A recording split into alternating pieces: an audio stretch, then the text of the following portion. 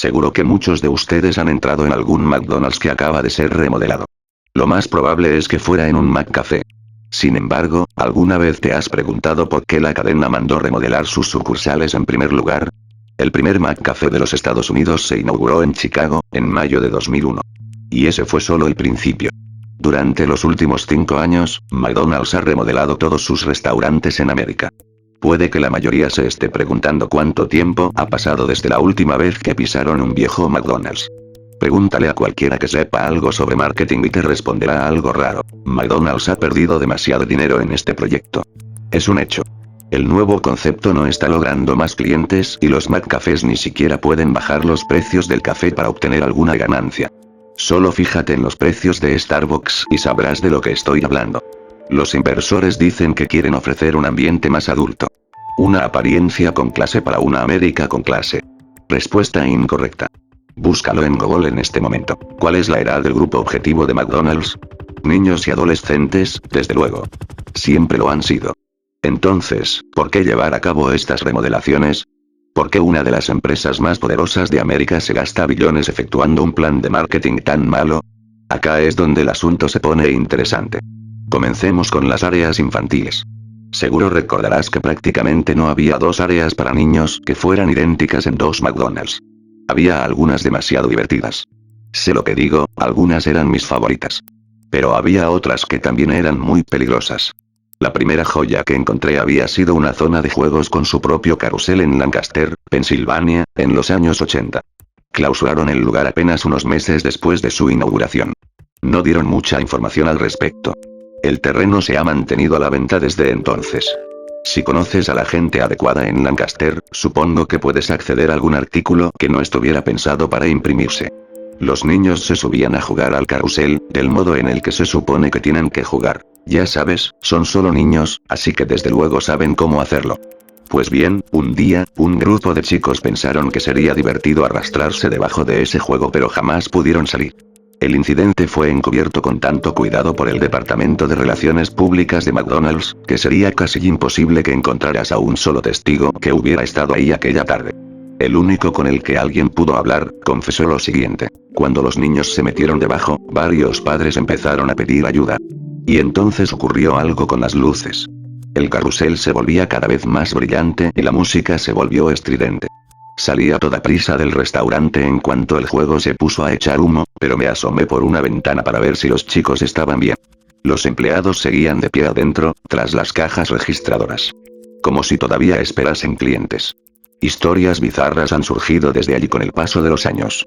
Anécdotas de niños hundiéndose dentro de albercas de pelotas, que a lo mucho tendrían un pie de profundidad. Madres que buscaban en los toboganes a sus hijos y lo único que encontraban, era un par de calcetines. Pero en las áreas infantiles ocurría tan solo una pequeña parte de los incidentes. En 1996, en Knoxville, Tennessee, un empresario de aproximadamente 40 años de edad, entró en los baños de un McDonald's y se quedó ahí 7 horas. Los clientes afirmaron que se negaba a abandonar el establecimiento. Al final llamaron a la policía y tuvieron que romper la puerta. El tipo tuvo que ser sujetado por los paramédicos, ya que no quería apartarse del sanitario. Mientras lo sacaban del cubículo se puso a gritar. Llévenme de vuelta. Quiero regresar. No obstante, apenas estuvo afuera del McDonald's perdió el conocimiento.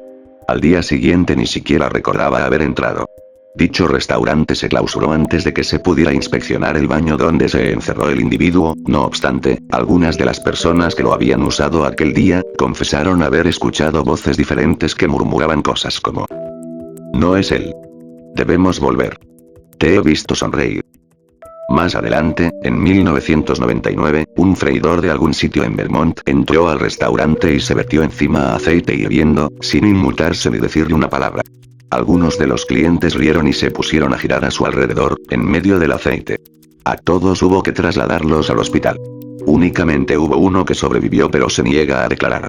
No es como si hubiera sido sencillo hacerlo, de todas maneras.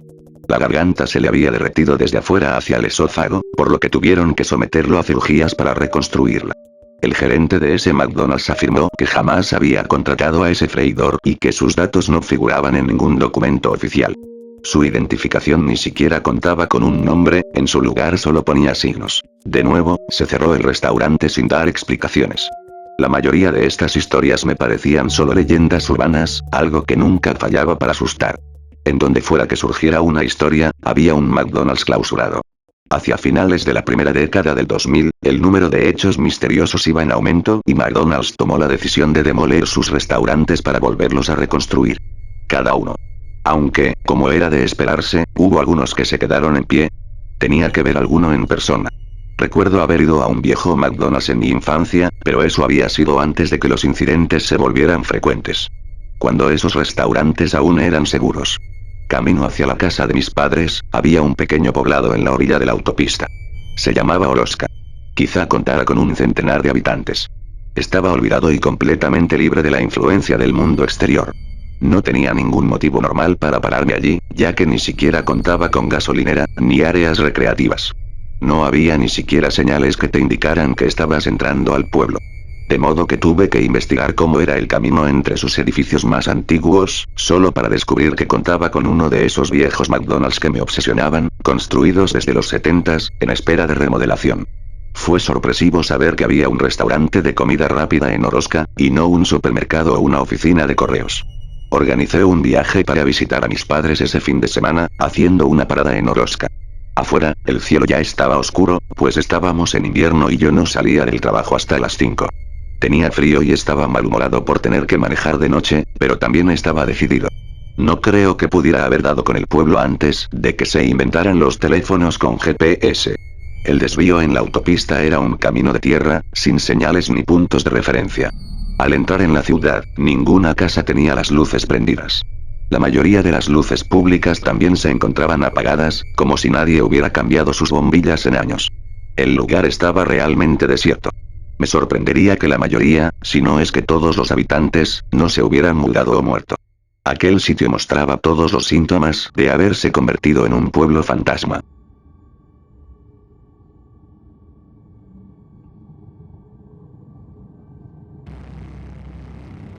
Casi me había dado por vencido cuando lo vi. A lo lejos, la enfermiza luz amarilla de los arcos amarillos iluminaba un estacionamiento solitario. Parpadeaba y zumbaba, igual que un matamoscas eléctrico que estaba a punto de quedarse sin batería. El letrero de bienvenida rezaba: come nuestros nuevos huevos McMuffin. Queremos verte sonreír. Supuse que había sido el encargo de algún adolescente perezoso. Entré en el establecimiento y me estacioné en el centro sin cuidado. De todas maneras no había nadie. Al salir del coche, sentí que algo se pegaba bajo mi zapato. Era una hamburguesa mohosa y de la cual manaba un líquido oscuro. Su olor era nauseabundo. Salté para desprenderme de los restos de la hamburguesa, y fue cuando me percaté de que el establecimiento completo estaba repleto de basura. Cajas de patatas fritas sin terminar, juguetes para niños derretidos por el calor y sucios de la grasa de las bolsas de comida rápida. Todo se había fusionado en una mezcla de nieve y suciedad, como si se hubiera acumulado por meses. Puede que años. Apuré el paso a través del estacionamiento para no vomitar. Al acercarme a la puerta, vi que las ventanas estaban llenas de polvo. En la puerta, habían pegado un cartel de cerrado, escrito con marcador rojo. No obstante, en el letrero del interior se podía leer con claridad: abierto. Con cuidado, empujé la puerta. Una campanilla artificial entonó la clásica melodía de McDonald's, cuyas últimas notas fallaron al rechinar la puerta. Observé cómo la estancia se iluminaba con una luz fluorescente y me percaté de que todo estaba muerto. No había clientes en las mesas, ni empleados en los mostradores. La pintura roja y amarilla de las paredes se estaba cayendo, y las mesas conservaban ese conocido acabado de madera, típico de cualquier McDonald's. Aparentemente la madera se estaba pudriendo, aunque la capa de esmalte tratara inútilmente de conservar su aspecto nuevo. Las luces viejas le daban al sitio una tonalidad verdosa. Pero el detalle más notorio, creo yo, era el desagradable olor a plástico quemado que penetraba en mi nariz. Me acerqué a la caja registradora. Como si alguien fuera a atenderme y por alguna razón, sentía que debía ordenar algo. Pero lo que realmente esperaba, era poder hablar con alguien. Esperé por 15 minutos, en silencio. Grité un hola y el eco de mi voz fue la única respuesta que conseguí. Había obtenido un mal servicio en algunos McDonald's antes, pero esto era ridículo. Con lo sucio que estaba el restaurante, no tendría que haberme quedado a esperar. Justo cuando estaba por darme la vuelta y volver, la caja registradora se abrió. Fue casi como si me rogase que tomara algo de cambio para mí. Después de todo, ¿no merecía una pequeña compensación por haber perdido mi tiempo? Convenientemente, cuando me acerqué a la máquina vi que contenía al menos una docena de billetes de $20.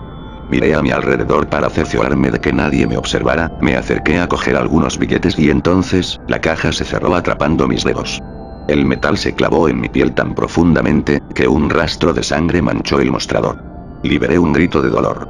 Tras la barra, al otro extremo del mostrador, un botiquín de primeros auxilios colgaba de la pared. Las luces de la cocina estaban fundidas, pero necesitaba vendar mi mano, rápido. Salté por encima de la barra y fui hacia la parte trasera. El olor a quemado se volvía más penetrante a medida que avanzaba. Vi que la parrilla se hallaba cubierta por una espesa capa de grasa, volviéndola obsoleta para cocinar. En la zona de freír, las freidoras tenían gusanos hasta el tope. Me di prisa para tomar el botiquín, esperando que hubiera una venda para irme de allí en cuanto antes. Comenzaba a percatarme de que este McDonald's definitivamente no daba servicio y que, en primer lugar, no debería haber entrado. Abrí el botiquín y tuve que contenerme para no vomitar. Una nube de moho emergió en cuanto lo abrí, seguido de la misma lama negra que emanaba de la hamburguesa que había pisado afuera. Tosí y agité mis manos en el aire para disipar el moho que flotaba en torno a mi cabeza. La misma campana con la melodía de McDonald's que había escuchado al entrar, empezó a sonar, y me esforcé para permanecer tranquilo. Me dije que debía estar descompuesta, como todo en este maldito basurero. Miré una vez más hacia el mostrador y todo parecía más lejano. Ese olor asqueroso y la pérdida de sangre debían estarme afectando. Miré mi mano para comprobar qué tan mal estaba la herida y para mi sorpresa, no había ninguna herida. Aterrorizado, corrí hacia el mostrador, pero algo debajo de la estufa me tomó por el pie y caí. En la oscuridad, mis ojos comenzaban a adaptarse y distinguí la silueta de un cuerpo humano. Alguien estaba metido ahí. Tal vez estaba inconsciente y necesitaba ayuda. Tiré de su brazo y a continuación, un cadáver medio descompuesto se deslizó hacia mí. Traía puesta la camiseta de empleado de McDonald's y un gafete que solo mostraba los signos. Sus labios esbozaban una sonrisa maliciosa pero sus ojos gritaban de agonía. Traté de gritar pero ningún sonido brotó de mi garganta, igual que en las pesadillas. Al intentar incorporarme e ir hacia la barra, las luces se empezaron a apagar y la canción de McDonald's incrementó su volumen, con notas cada vez más distorsionadas. En cuanto conseguí sujetarme del mostrador para pasar por encima de él, me quedé paralizado. Desde que entré, no se me había ocurrido mirar hacia el extremo opuesto del establecimiento. El área infantil. En el cristal que la separaba del resto del restaurante, había decenas de huellas de manos ensangrentadas que iban hacia el suelo. El tobogán estaba lleno de rastros de líquido rojo, que brotaba de borbotones desde un diminuto agujero en la parte inferior, a la izquierda. Más allá se observaba una hilera de sogas atadas a las barras para colgarse, de las que pendía la ropa de los empleados. Sus gafetes ostentaban los mismos signos. Las mesas alrededor de la zona estaban ocupadas por bandejas llenas de comida putrefacta y esqueletos. Algunos todavía tenían comida colgando de sus mandíbulas. Les contemplé horrorizado, demasiado asustado como para moverme. Mientras el resto del McDonald's se oscurecía, una bombilla en el área infantil seguía brillando, como el foco de una feria.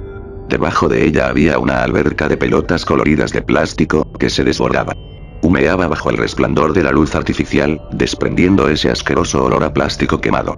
Las pelotas empezaron a temblar y a caerse de la piscina. Algo en el interior se movía lentamente.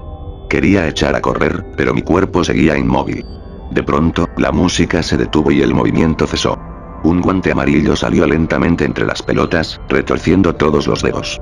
Después, una manga de rayas rojas y blancas. El brazo emergió con lentitud hacia arriba, cada vez más visible, en tanto sus articulaciones crujían igual que las ramas rotas de un árbol. Al final, el brazo resultó tener unos 6 pies de longitud.